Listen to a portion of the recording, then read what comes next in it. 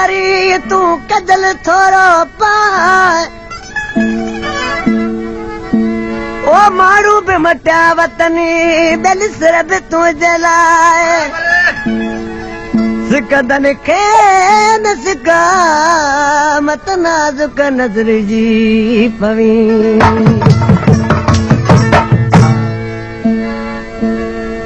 फकवादी तो खबर आ आशिक महबूब वटायो आ पर आशिक पंहिंजे महबूब खे अर्ज़ करण हुआ त मुंहिंजा महबूब सही अॼु सॼो ॾींहुं तोखे मूं वटि वेहणो आहे महबूब पुछा करण त छो ॾिसी रोई आशिक पंहिंजे महबूब खे छा थो चए नथियूं दीदार मां ढकनि अखियुनि खे केरु सम्झाए अल्लाह में ज़ारी छा जो अखियुनि खे केरु सम्झाए नथियूं दीदार मां ढकनि अखियुनि खे केरु सम्झाए मिलण धारार गोरो वञे अखियुनि खे केरु सम्झाए नथियूं दीदार मां ढकनि अखियुनि खे केरु सम्झाए मिलण धारार गोरो वञे अखियुनि खे केरु सम्झाए नथियूं दीदार मां ढकनि अखियुनि खे केरु सम्झाए मिलण धारार गोरो वञे अखियुनि खे केरु सम्झाए दीदार मां ढकनि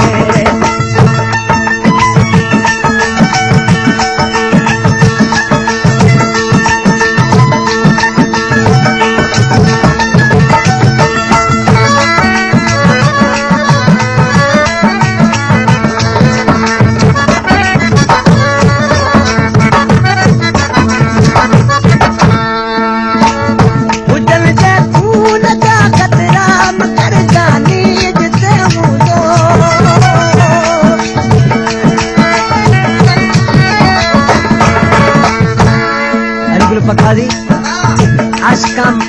माण्हू पुछा करण लॻा आशिक तुंहिंजो केॾो महबूब सां प्यार आहे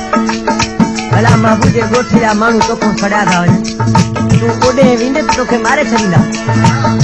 ॾिसी छा थो चए हुजनि ते खून जा कतरा मगर जानी ॾिसे हूंदो हुजनि ते खून जा कतरा मगर जानी ॾिसे हूंदो संबद तह दे सदाई गन अखियुनि खे केरु सम्झाए मिलण धारार गोरो वञे अखियुनि खे केरु सम्झाए नथियूं दीदार मां ढकनि अखियुनि खे केरु सम्झाए मिलण धारार गोरो वञे अखियुनि खे केरु सम्झाए नथियूं दीदार मां ढकनि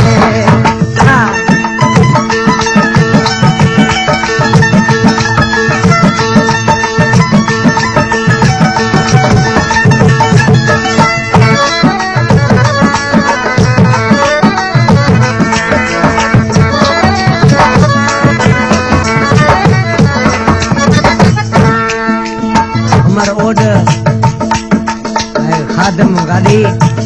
आशिक छा थो चए अरबाब